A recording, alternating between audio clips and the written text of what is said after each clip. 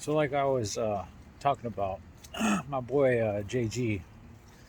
I don't really remember what JG stood for, but it was the first letter of the first and middle name of his was like Jerome George or something like that. It was some other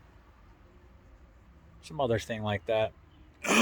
But he was the only other native in the unit with me at that time, and because we were cohabiting, um, gang members and Reggie natives, there are certain rules and politics obviously involved when it's against another race.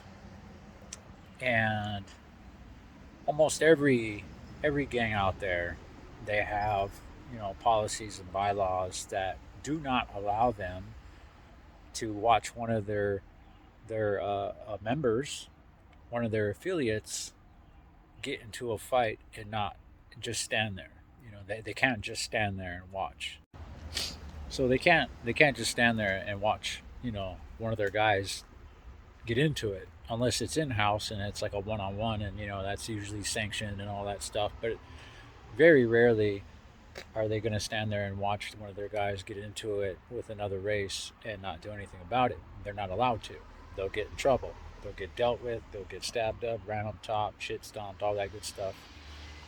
And pretty much almost every organization has some kind of form of that particular rule.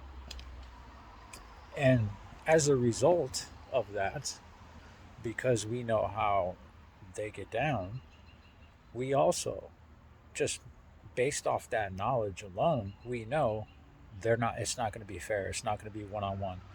So we have I guess, a counter policy of, if one of us gets into it and we're getting jumped, obviously, because that's a given in this scenario, is that we are going to get jumped, then all the natives jump in. But weird weird things happen sometimes. Um, Loyalties and affiliations and lines, they get blurred, and sometimes shit slides.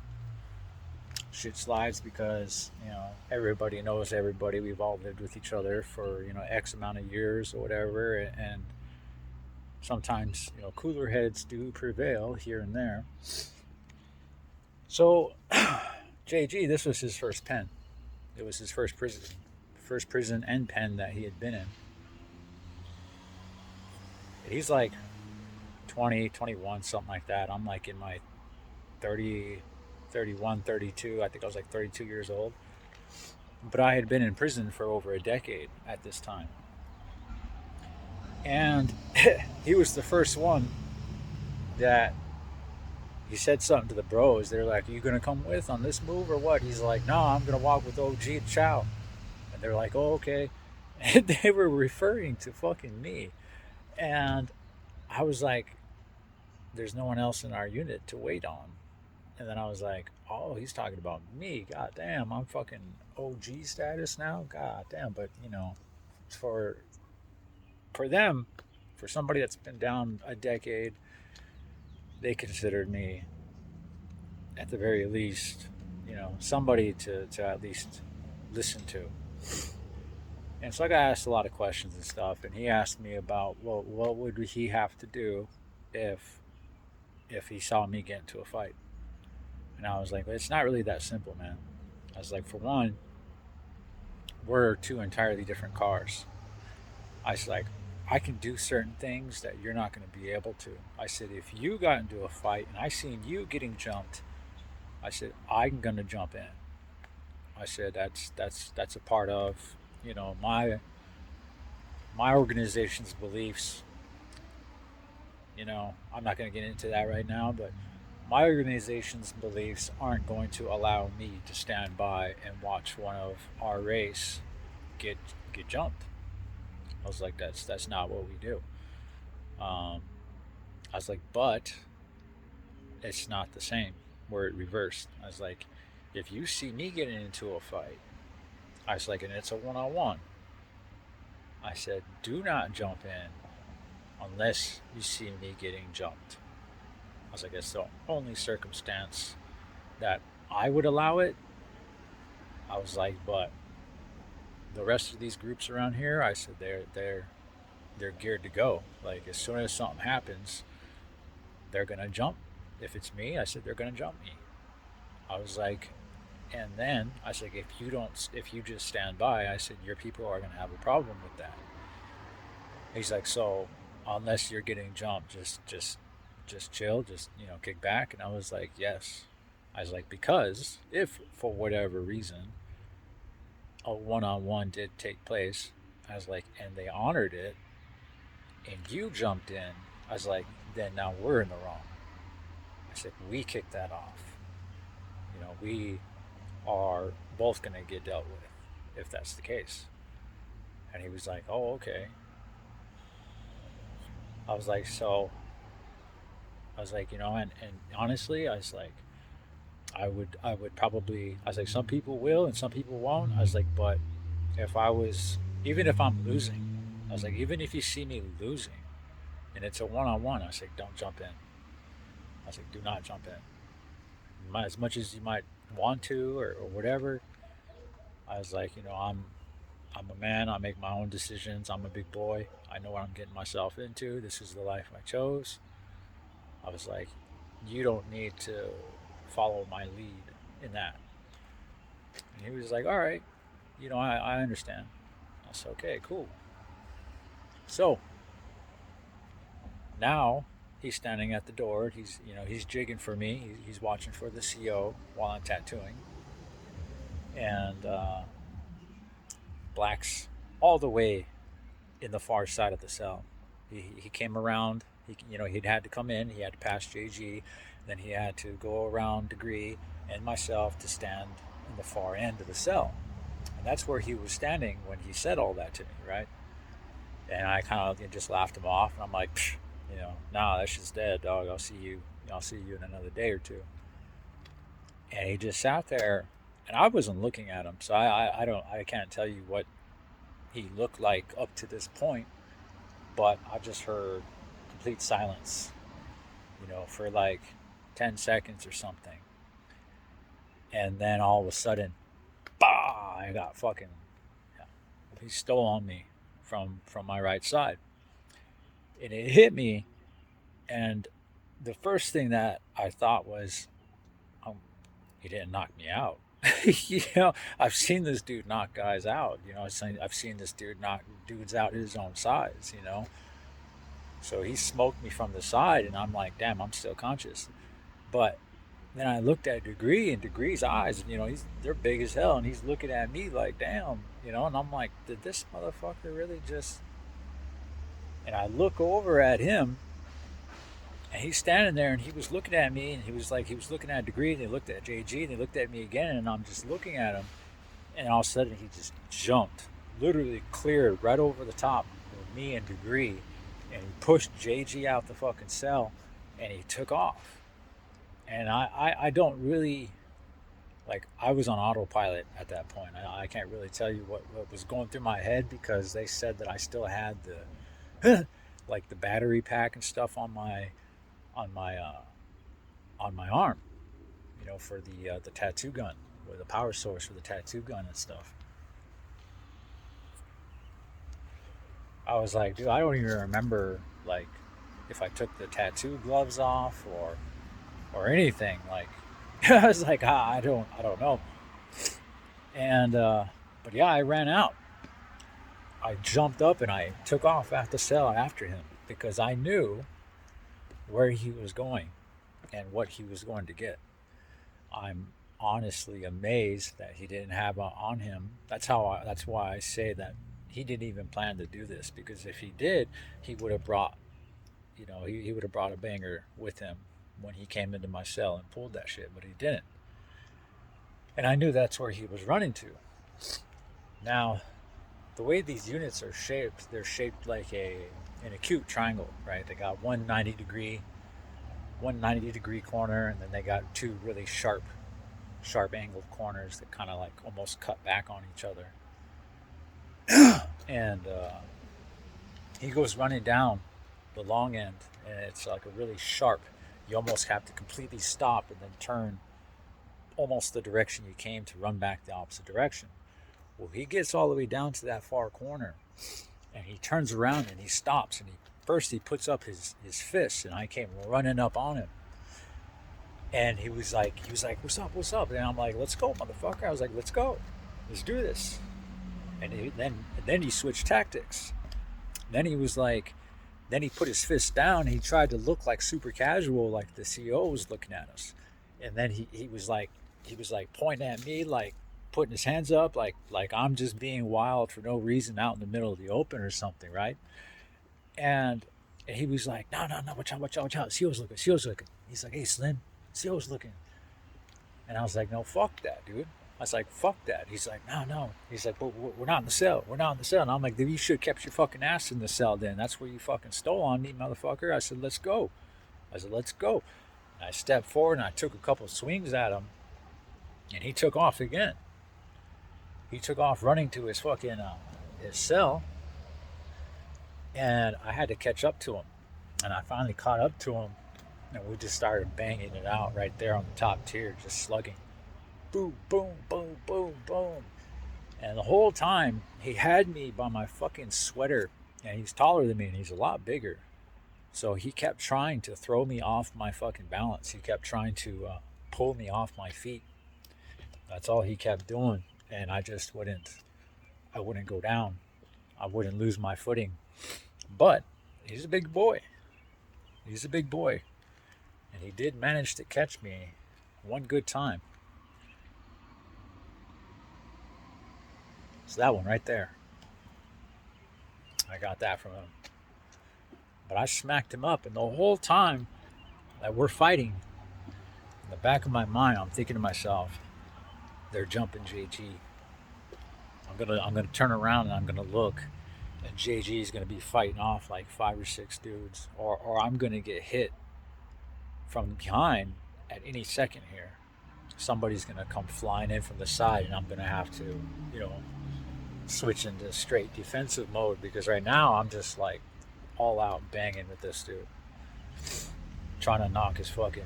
I was trying to knock his head off. I was trying to knock his fucking head off. And finally, all the COs, they come running in, and they yelling at everybody to lock down. And we stopped fighting, and I turned around and I look. Not one person moved. Not one person fucking moved. And JG was standing, perfectly fine right outside of my cell door with Degree. And I was like, not one of these fucking dudes moved for him. Because by all accounts, that should have been a riot. There's no reason that wasn't supposed to immediately kick off a riot, or at least, the very least, the DC car jump all the natives in the unit, which would have just been JG and myself. But they didn't. Not one of them moved. Not one. They all stood there and watched. And I think I remember yelling, I think I remember hearing him yell, get this, get this N word, get this N word. Like he was actually calling, he was calling for his guys to get me, to help him get me. That's why I was expecting it the whole time, but not one person fucking lifted a finger for him, because nobody liked him. Not one person liked him. Not one of his own people. They wanted to see him get fucking beat up. They wanted to see the fact that I stood up, like not one of his own people were willing to, I mean, some did, and they got knocked out for it right there in the middle of the day room. It's like, what are you gonna do? You got a bully. I don't like bullies, and I knew, we know. People that know. We meet certain people and we already know we're either going to crash with this dude, or we're going to end up, really getting along. And sometimes you'll crash and then get along. That's happened to me before in prison. You'll crash with somebody, and then you guys will end up establishing a certain amount of respect because of that. It's pretty crazy. But yeah, we went to the shoe, and I had to get my lip stitched up, and he got put right below me, and I got put in with one of my worst society bros. His name was Zeke. He was in the shoe on some other shit, but we got put in there, and I told him what happened, and we were on lockdown. We were on lockdown for, I don't even know. I want to say 3, 4 days, maybe. It could have been a couple weeks. I don't know, you know. But yeah, SIS came and they grabbed me up and they said, "Look, we gotta ship you." And I'm like, "What?" I was like, "Come on, man! I won that fight. You know how like anywhere else, the loser goes, the winner stays. That's the way it's always been." And I was like, "Come on, man! I fucking won that shit. I won that fight." And he was like, "Yeah, that's the thing, man." He's like, "This is a DC yard." He's like, they could have wrecked the whole fucking native car. The very next day they could have. He goes, but they didn't. He's like, they admit that dude was obnoxious. He got what he had coming. He's like, and they're not going to let him back out. He's getting shipped. In fact, he's going home from here. He's like, but they can't really let you walk either. You know, it looks bad. It looks bad on them. And I'm like, man, I'm already short. I was supposed to go home from here. All my guys were like, yeah, man, kick back. Don't worry about shit. You're short. Go home from here. I'm like, cool. That was the plan. But it didn't end up turning out like that. But he got put right below me. And I heard people calling him on the tier and grilling him, fucking roasting him. Like he couldn't say shit. Because people know that people are coming back to the shoe and they're like, man, we heard about that shit. We seen that. We seen it. Blah blah blah blah. And he's like, hey Joe, hey man, that motherfucker was quick, man. He said he was quick. I couldn't get a hold of him. I was like, man, that was yeah, it was fun. It was fun. But yeah, we ended up both getting shipped. He left, and then I ended up going to Florence from there. But yeah, that sucked. They ended up jumping my boy JG when it was all said and done. And his own people moved on him. The Warrior Society were like, nah, man, because JG told them, he's like, look, what I said, man, if he ever got into it, don't jump in. Not unless he got jumped. And they were like, that's right. That's how all of them prefer it. We got to stand on our own before anything. We won't have it said that, you know, we won by treachery or whatever. But yeah, but his homeboys, I think they didn't like the fact that he was close to me. They thought that he was trying to prospect for us, and he wasn't. He was curious, and obviously being young and coming in and having OG in your unit, you can kind of see why. I mean, I'm not a bad dude. I'm not. I'm nobody that. Half the Reggie natives there already knew me. It's like they wanted to get rid of him, and they used that as a bogus ass excuse. But he knew it was coming. He knew it was coming. Him and his boy, and they ended up jumping one of the guys that had volunteered to get them. So he crashed out. He crashed out. He left on his own terms, and I got nothing but respect for him for that because that would have been that would have been fucked up. But the cards were stacked against him, and he would have got. But him and his homeboy that he was tight with, they ended up jumping on the guy instead, and they came back to the shoe. And these are like These are damning choices. Choices like these, they have ramifications that will chase you for years to come. And unfortunately, much like myself, he might end up just being associated with worse society just because, like, his own people are moving against him and they pretty much chase him right into the arms. Now, when he asked me about it, I didn't want him to join. I told him straight up. I said, "No, man, this isn't where it's at, dude." That's how I knew that I fundamentally I had changed. Fundamentally, I was not the same person that I used to be because I had this kid that reminded me much of myself when I was a lot younger, and you know I didn't want him taking the same path, making the same choices, and he didn't need to. And nobody was there for me when I was weighing those kind of decisions. And I told him straight up. I said, "No, man, you're short. Don't turn this into something it doesn't need to be, man. You got years to do. 3, 4 years." I said, "That shit will go by like nothing." I said, "But that shit will fucking yeah, you'll be going to a different joint every year. You'll be going through the whole transfer process and getting drug and fucking diesel therapy and all that shit, man." I said, "That's not what you want. It's not what you want. These guys, they ain't loyal to you. They're not really loyal to you. They're loyal to the idea, brotherly, brotherly, brotherhood, camaraderie. But when it comes down to it, man," I said, it's a shark tank. They will feed you to the wolves just on a a more vicious basis than the Reggie natives were already feeding him to the wolves. But yeah, crazy stories. That's definitely one of them that exemplify what I was talking about.